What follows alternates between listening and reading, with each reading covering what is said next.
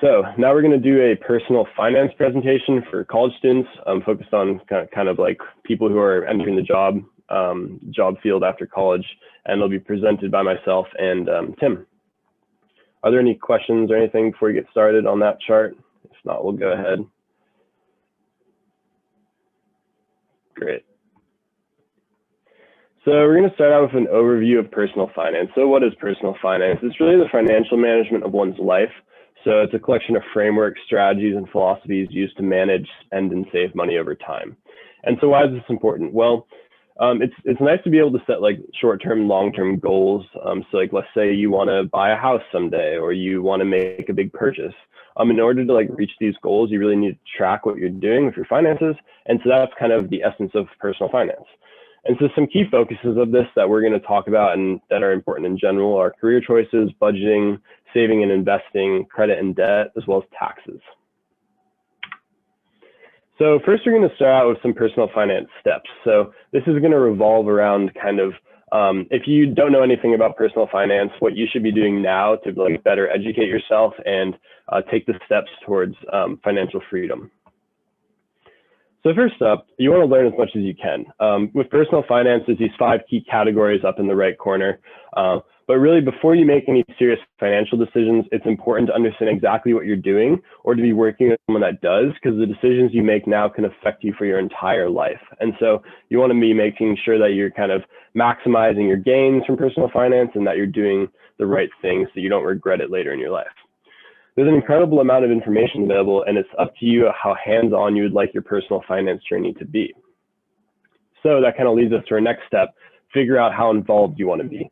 So there's really 2 ends of the spectrum. You could either hire someone to handle all of your personal finances, investing, taxes, whatever it may be, or you could do it yourself. Most people will fall in between those two extremes. And really what's going to dictate this is how interested you are in handling it, and then also what your schedule's like. If you're really busy and you think that it's better for you to focus on other things, then maybe you'll just hire someone. Or maybe you'll hire someone to invest for you, but you'll do your taxes on your own. Step 3 is you want to identify your goals. So you want to understand kind of what your present and future costs of living are. So how much will you spend each year? What type of career would you like to pursue? Where do you want to live? What lifestyle choices do you want to make in the future? And how much in savings do you need to retire? Answers to these questions will vary based on people, but it really dictates how much you need to save, what you can spend, and what you'll be able to do in your life in terms of spending money.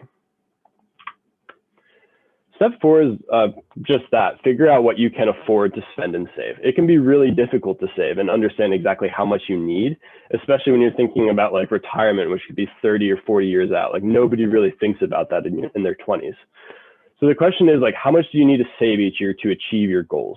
Life can be unexpectedly expensive, so you have to be prepared to like pay for stuff like health bills that come out of nowhere, or if you get in a car accident or something like that. So first, it's really helpful to figure out how much you want to save and then build your budget from there. So if you have a figure, let's say I want to save 20% of my savings, then you can save that at the beginning of the month and then spend the rest of the money. That way you're kind of saving before you spend, so you don't end up saving too little. And so on the right here, you'll see a pretty common budgeting plan, which is called the 50-30-20 rule, which means like you're spending 30% on wants, so like disposable income, 50% on needs, stuff like groceries, housing, things like that, and then 20% on savings. And often, if you start doing this in your 20s, then you're going to have plenty of money by the time that you reach retirement or you want to stop working. Of course, this depends on your salary and your job, though. Step 5 is you want to build a budget. Unless you track your spending, it's really difficult to meet savings goals. So you really have 2 options. You can use websites or apps like Mint from Intuit, which is a free resource that helps you create a budget and separate it and do all these cool things. Or you could build your own using Google Sheets, Excel, things like that, which you can learn if you're part of WIC. Really, really helpful to learn how to use those types of software. Then you want to estimate how much you will make each month post-tax and subtract how much you want to save, and then use that remaining money to spend on things like expenses. It really helps to break down spending into different categories like food, rent, utilities, so you know exactly how much you're spending and if you're maybe spending too much in a certain category, like clothing, for example. Maybe you spent too much on it last month, so you think you should spend less this month.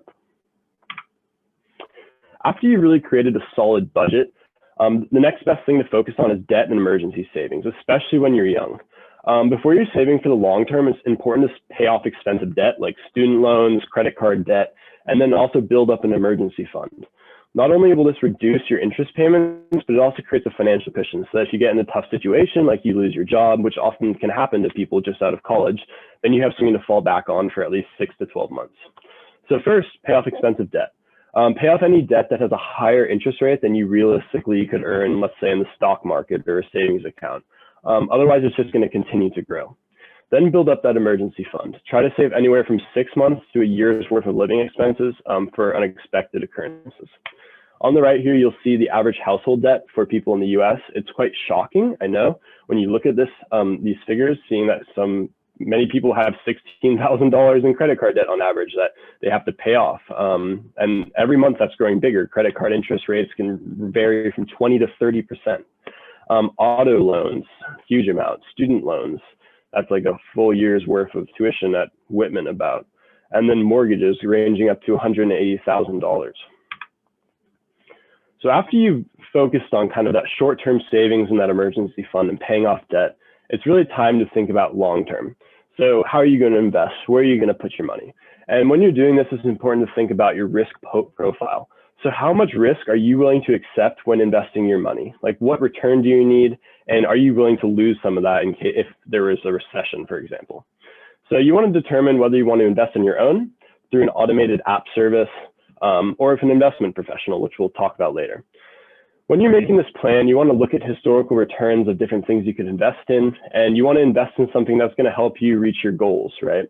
So you don't need a super high return if you're not going to use that money in the future. And maybe you might just be taking on more risk when you don't actually need that much money to retire. When you're investing, you always want to use tax-deferred investment accounts first, which we're going to talk about, like a 401k, an IRA, etc. And you want to avoid day trading, Forex, and crypto scams because you will only lose your money. So if you ever see someone on YouTube say like, oh, I get like 50% a day in returns in the stock market, just buy my course. Why would they be selling you a course on how to invest in the stock market if they make 50% a day in the stock market? It doesn't make any sense, right? So just think rationally and don't let those people get inside your head and make you think that you need to be a day trading wizard. Step 8, getting to the end of these steps here, just some other concerns to focus on. So taxes, pay them on time and learn how to minimize them. It might be helpful to hire a tax professional. Renting versus owning. A house purchase can be very expensive and may not be something you want to afford until your 30s or 40s. But rent adds up over time and is lost money because you're not earning any financial return. So it's much better to own sooner than later. Building credit. So your credit score is really important and you want to maintain healthy debt. So you never want to be overextended, but you also want to make sure that you're kind of building up this credit profile. Credit cards, pick the right one for you and use it, but not too much. Insurance, protect yourself from unlikely scenarios using health insurance, life insurance, renter's insurance, etc. But you want to balance the premium versus the deductible. So how much you're paying a month for this insurance versus how much you'll have to pay in the unlikely scenario that, say, your house gets flooded. And then finally, retirement considerations, which we won't be talking about too much, but thinking about Social Security, estate planning, etc. So we'll focus on some of these later in the presentation. Finally, step 9, live your life, continue to learn and check in on your goals. This doesn't have to be stressful. Just create a plan and stick to it. The hardest part is starting out and figuring out exactly what your goals are. But once you're on that path, it's very easy to just keep it in check. If you choose to hire financial planning professionals, make sure you're choosing low expense ones and that they're legitimate. As you'll see here, this is kind of the journey to financial freedom. So first of all, you start out with financial security. So maybe you have an emergency fund, you have some investments that give you passive income, you feel secure. You head towards financial independence, which is where passive income covers your current lifestyle. So you have enough investments where you can pretty much quit your job. And then financial freedom is when your passive income really covers your ideal lifestyle. It's pretty hard to reach this. Many people don't. But yeah, that's kind of the whole point of saving. Finally, before we head on to some specific categories of personal finance, we want to give you some advice for your 20s. So first of all, build a solid budget. It will be hard to save money if you don't track expenses. Be careful with your credit cards. It's really easy to spend too much, and interest on credit cards is really high and will catch up with you so quick. So make sure to pay those off every month. Get insurance. When the unexpected happens, it can be expensive, especially medical bills in the US compared to other countries. It's really quite ridiculous. Build an emergency fund. Keep it in a liquid, high yield savings account so you're at least earning a little bit of interest. Don't just keep it in your savings account in like a normal bank because they don't pay anything. Pay off high interest debt. Only invest money if you can earn a higher return than the interest on your debt. Save a lot and do it early. People tend to increase their lifestyle expenses as their income increases, but this might not be a good idea. Try to live like you're still in college in your 20s. It'll save you so much money and it'll really give you good financial footing. And then finally, invest in your company's 401k and take advantage of the match or other benefits impossible. If your company doesn't have a 401k, use an IRA and or Roth IRA instead, which we're going to get to later. Okay, so specific areas of interest. So these are things that we want to talk about in personal finance that we believe are essential to understanding. So first up is career choices. So this is really going to dictate how you plan your financials and the type of lifestyle you're able to live. So when you're choosing your career, you want to make sure that you're assessing yourself, making a list of different occupations you want to explore, conducting informational interviews with people in those industries. You want to make that career choice, identify your goals, and then make a plan so you know what you want to do in the future and what you may expect your income or benefits to be like. So when we think about careers, the main factors you got to take into account are your salary, your benefits, your location, your vertical mobility. So like if you can move up in the company and make more money, or if you should switch to a different company, the culture, you want to make sure you're happy. And then learning and exit opportunities. So do you have a mentor? Are you able to go off to better companies maybe in the future at some point? So we're going to talk about salary. So when people graduate from college, they vastly overestimate how much they're going to make in the real world, especially business majors, ironically. They tend to overestimate their salaries by $14,585, whereas on the other end, computer science majors actually tend to underestimate their salaries. So it's important to be realistic and build your financial plan around these actual numbers. As you'll see here from this report, recent college grads in 2019 only made $51,000 coming out of college, where often most college grads would expect at least $60,000. Another thing to keep in mind when you're making a career choice is benefits. So what does your employer offer? These can range from childcare, health insurance, dental insurance, life insurance, fitness, personal leave, sick leave, a vast array of things. Certain companies and industries will be notorious for different benefits, and these can actually increase your level of lifestyle without taking away your pay. For example, if your company has really good health insurance, it may be better to give up a little salary for that better health insurance at this other company, because health insurance is really expensive. And if they have a better plan, then it could actually increase your real income more by not taking as much of an expense out of your paycheck. And then here, another thing to factor in is the relative cost of living. If you're living in San Francisco, don't expect to be able to live on $50,000 a year. It's going to be much more expensive to live there. And so oftentimes, like if you're living in an expensive city, the salaries will be more expensive just because that's what you need to live there. But if you're able to live in a cheap place and still get a high salary, then that's the best option. Like, especially now, if you can work remote and say work somewhere in Montana for a Seattle tech company, then you could put so much into savings. Okay, now we're going to move on to budgeting, kind of understanding what you need to do to track your financial goals. So it's important to first decide, do you want to DIY your budget or use a service? There are many free services. So you could use something like Intuit Mint, which basically tracks all your expenditures, categorizes it, and tells you what you're spending money on, what you're not spending money on. You want to determine your after-tax pay and commit to a savings amount, and then break your income into spending categories. So as we mentioned before, save first. There are many websites that will help you determine your actual take-home pay, living expenses based on city, money needed for retirement, etc. A really helpful thing, for example, is just like a tax calculator where you can enter your income, how much you want to put into tax-deferred investments, and then it'll tell you your take-home pay. So how to create a budget. As we mentioned, there's a lot of software out there like Mint that can help you do it, or you can do it on your own using Google Sheets, Excel, whatever software you have available. So based on your expertise, you might want to make a really custom one, and maybe that works for you. But really, no matter what you do, the elements of a successful budget are the following. Accurate spending categories, so you know how much you're spending on coffee or eating out, which can easily get out of hand. You want accurate income projections, so you want to know how much you're actually going to make after taxes. You want to know how much you're going to save. You want realistic financial goals. You want to understand the difference between normal spending categories and irregular expenses like medical bills. And then you want to be able to track cash purchases as well. And finally, you just want to review your budget regularly so that you're on track for your financial goals and so that you're also not spending too much in any certain category. So here's an example of a budget philosophy. There's many different out there, like we discussed, 50, 30, 20. But this one's called FIRE. It stands for Financial Independence Retire Early, and it's become a huge movement over the past 2 decades. So Investopedia describes FIRE as a movement dedicated to a program of extreme savings and investment that allows proponents to retire far earlier than traditional budgets and that retirement plans would allow. By dedicating up to 70% of income to savings, yeah, it's a huge amount, followers of the FIRE movement may eventually be able to quit their jobs and live solely off withdrawals from their portfolio decades before the conventional retirement age of 65. So for example, on this chart here to the right, you can see on the x-axis, the after-tax annual income, and on the y-axis, annual spending. And so this shows the years until financial independence. So let's say you're making 160K and you're only spending 50K. You can go out into that block and you can see that it would take you about 7.1 years until financial independence, where you could maintain your annual spending using just investments, right?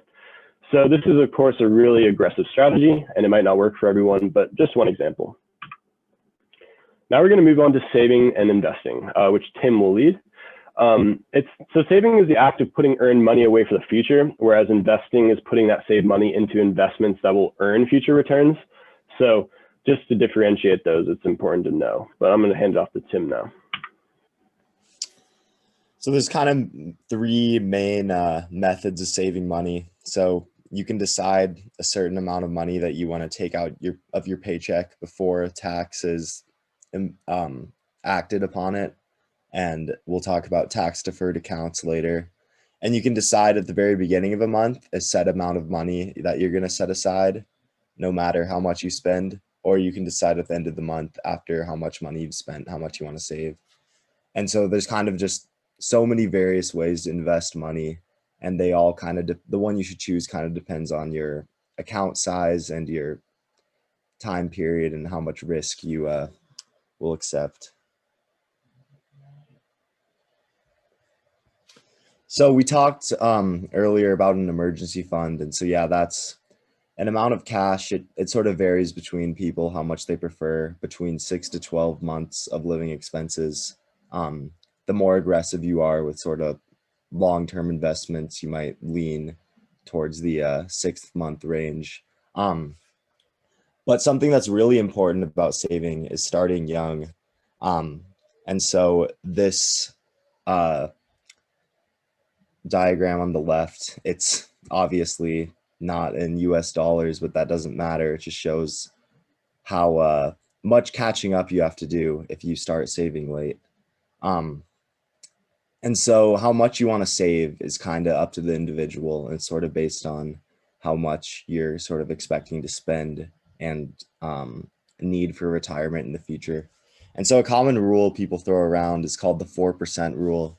And so that's kind of an estimation that when you retire with, like, say, a lump sum of savings, you should expect to withdraw 4% of it every year. And so without any returns on investments, that lasts you 25 years. And so using your expected investment income, you can sort of calculate how much further than 25 years you could extend that.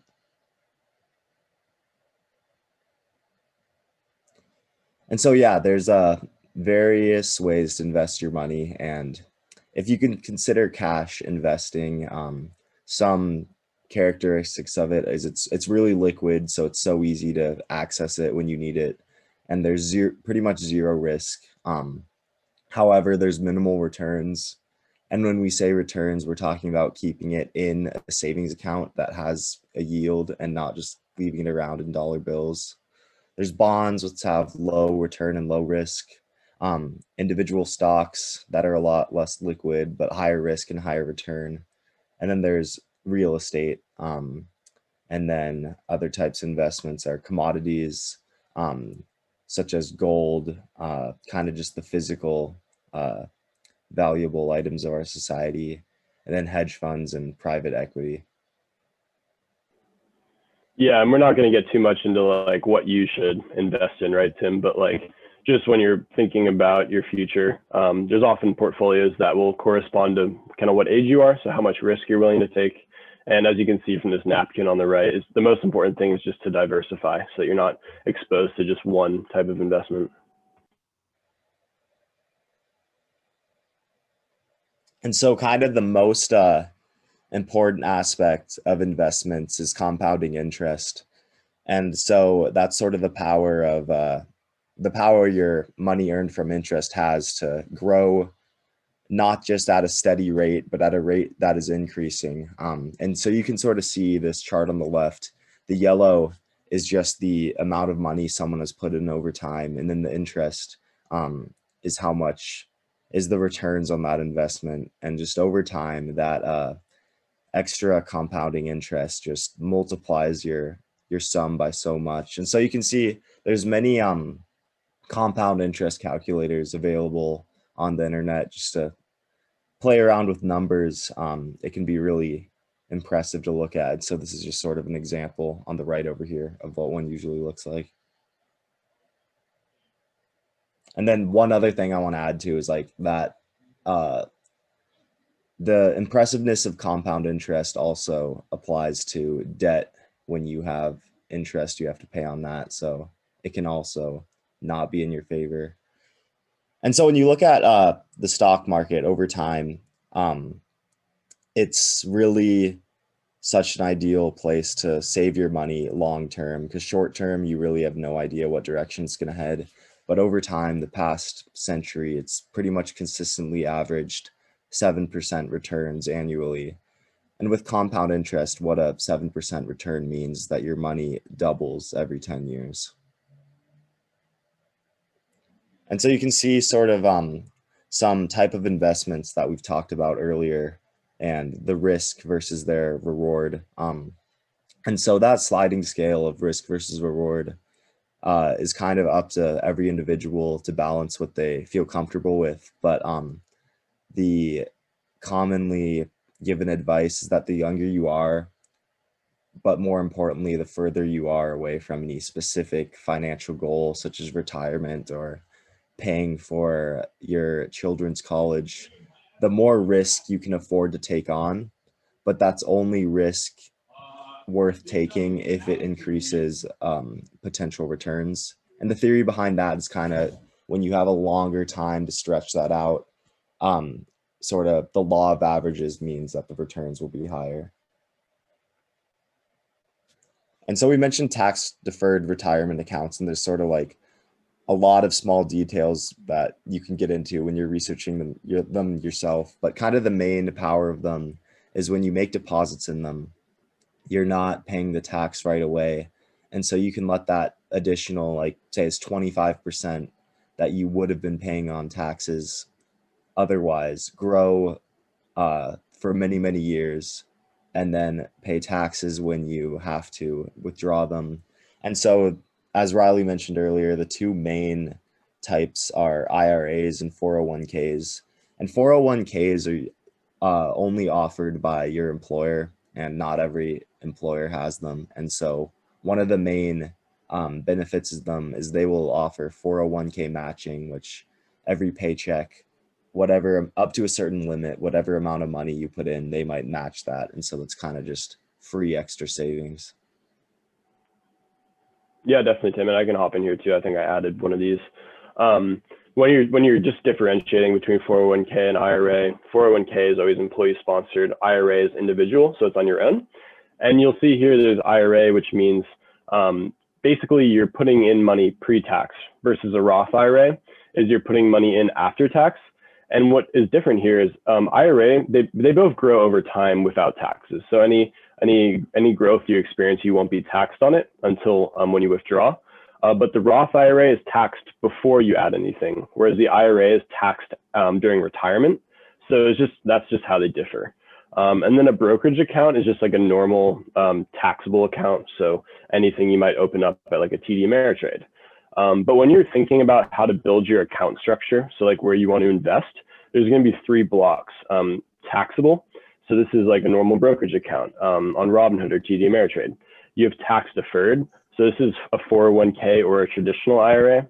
And then you have tax free. And so that's kind of like the Roth IRA. When you're thinking about how to contribute to this, it really depends on what account you have access to.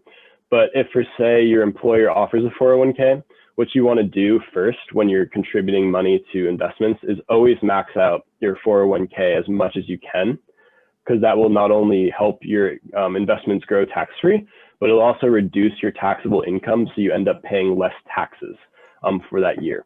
And then once you've maxed that out, then you want to contribute to your taxable account. Can I interject something here?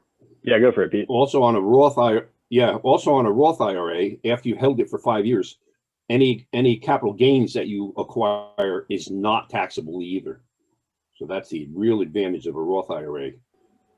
Yeah, the Roth IRA also works well as an emergency fund, because any money that you put into it, you can withdraw at any time with no penalties, as long as you're not withdrawing the earnings. So yeah, it's a really great tool if you think that you're not paying much taxes now, but in the future you might be.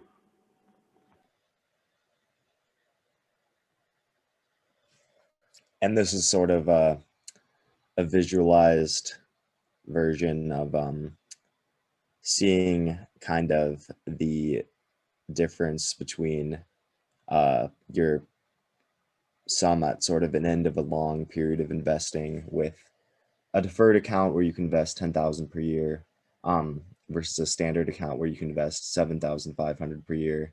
And this would be specifically a account where you're investing pre-tax money. So not a Roth IRA, but a regular IRA.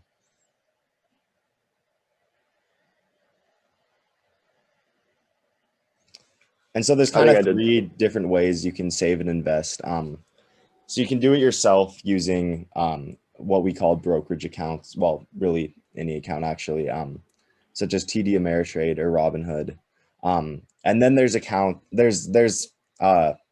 what we call robo advisors, which are apps like Acorn, where it sets a certain amount of money to invest based on how much you buy every month. And so it kind of invests automatically for you. And then you can use an investment advisor, and an example of that is Guard Capital in Seattle. It's a little expensive, but it can be worth it if it increases your returns.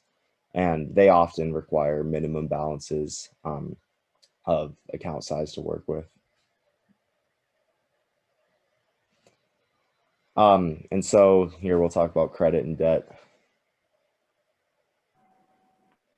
Yeah, and debt's not something to be scared of.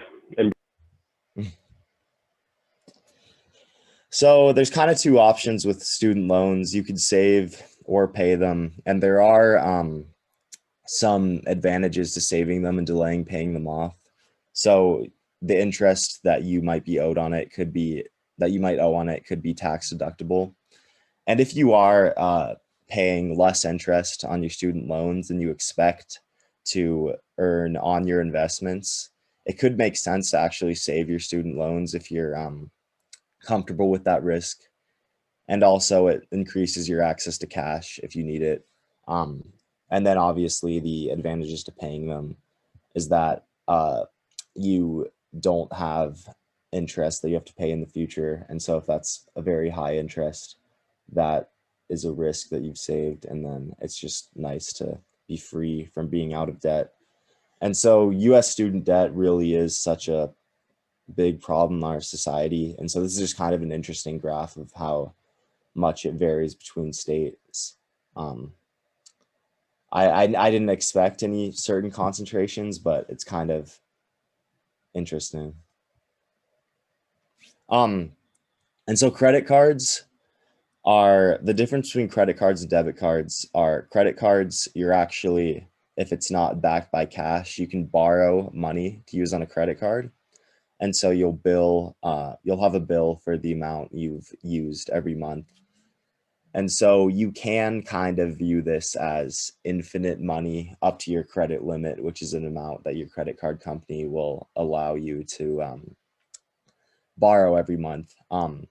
And as Riley showed earlier, the average household having $16,000 credit card debt, people kind of view it as free money a little bit too often. And so that is money that not only will you have to pay back, but you will be charged interest on it. And some credit cards, after 60 days, for example, of not paying that credit card debt off, the interest rate can just skyrocket to something like 30%.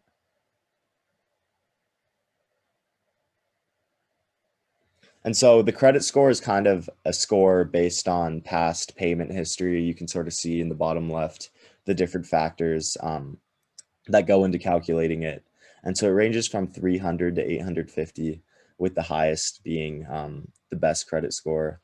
And it affects not only the likelihood of you being approved for a loan, but also the quality of a given loan. So the higher credit score you have, the less interest someone will charge you on a loan, because they're a lot more certain you'll be able to pay it back. Yeah. And just to go a little deeper into how it affects your credit. So when you're thinking about your credit score, you want to make sure that you're not applying for too many loans, because that's going to increase your credit inquiries, which will drop your credit score.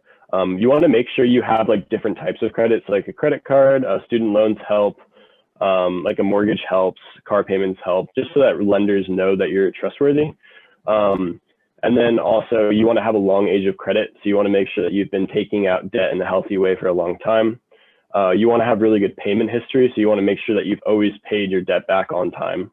And then you also want to have a really high credit utilization. So what that means is, let's say I have 3 credit cards, and in total, it allows me to access like $50,000 in spending. So that's my credit limit on my credit cards.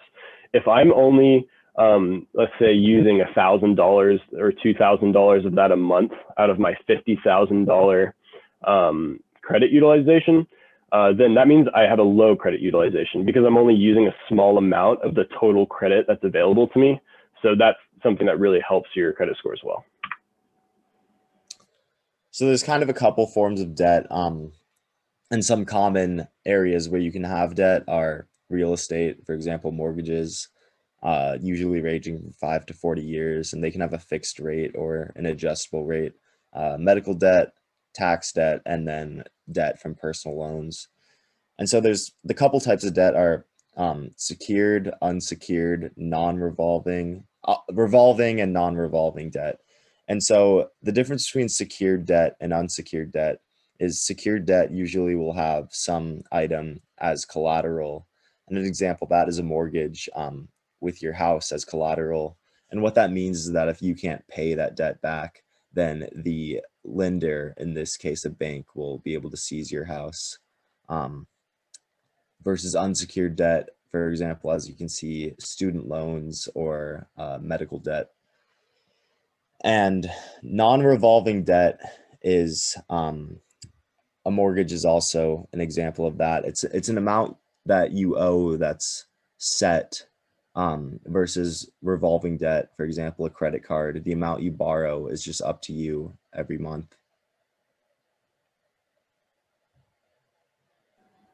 Thanks, Tim. Great. We're going to move on to taxes, getting near the end of the presentation here. We'll have some time at the end for questions and answers. So taxes are a necessary evil. In this country especially, it doesn't seem sometimes like our taxes are necessarily providing a lot of social benefits to our society compared to other countries where taxes might be higher, and you might see more like things being spent that like create like social welfare benefits and stuff like that. We see a lot of our taxes going towards more like things like the military spending rather than subsidized healthcare, which is unfortunate. But it's important to stay on top of your taxes at both the federal and the state level. Otherwise, you could get hit with major fees. So there's 9 types of taxes in the US. So there's sales tax, sin tax, travel tax, capital gains tax, estate taxes, income tax, value added tax, payroll tax, and property tax. That's all very overwhelming. This breaks it down really well though, and oftentimes not everybody will have to pay for all these taxes. The two main things to keep in mind when you're thinking about tax deadlines and also the types of taxes you have to pay, yeah, I know no one taught you this in high school or college, is at the federal level and the state level. So at the federal level, you pay taxes immediately once you get your paychecks. Some is taken out for stuff like payroll, where you never see that money. And then at the end of the year, you're also going to have to pay income taxes in addition to those. So that's where essentially the government says, okay, you made this much money this year. We are going to take this much in taxes. And so either during the year, you kind of gave them that money monthly to kind of offset your taxes at the end, or you didn't, and you now have to pay some. So you'll either hear that someone got a tax return or that they had to pay additional taxes. So when you're filing your taxes, it's kind of one or the other. Or maybe you did it perfectly and you don't have to pay or receive any tax money. At the state level, certain states also have income taxes, but some states might have sales taxes instead, sin taxes or travel taxes. So it just really varies. So for example, in Washington, there's no income tax for the average person. But there is sales tax, there's sin tax, there's property taxes, different things like that. So it's important to be aware of where you're living. The income tax system at the federal level is progressive. So basically, like how much you make will determine how much you're taxed. And as you make more and more money, your taxes go up. But when you talk about the overall tax rate, so for example, let's say I make $150,000 a year. My income is not taxed at 8.8% total. Rather, it's kind of like regressive or progressive, sorry. So my, let's say first $50,000 of income is only taxed at a certain level. And then my income from $50,000 to $75,000 is taxed at a higher level. And it just goes up,